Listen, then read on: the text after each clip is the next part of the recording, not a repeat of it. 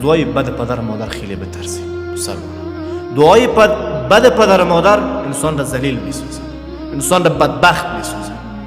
دو نور در خانه داریم، دو نور در خانه داریم که امروز خانه ما روشن هست.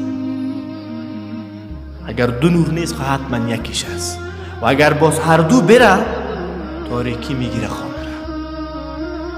تنگی رزق در مال، در اولاد، در همش تنگیر الله متعال قرار دادن میره. چرا؟ دعاگوی نداریم. کسی نیست که در مقابل پشت ما و شما دعا بکنه. جریح یکی از اولیاء الله است.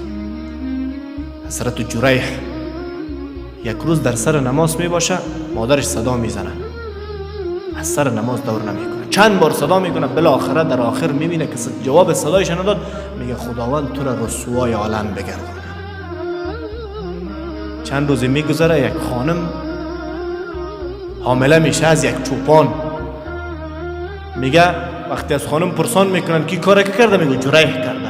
جریحی که به مردم درس خداشناسی میداد، جریحی که مردم را دعوت به سوی الله میکرد، هر چی که گفت مردم قبول نکرد. طفل که به دنیا میاد میگن کی کار کرده است، این کار به امرای مادرم چوپان کرده.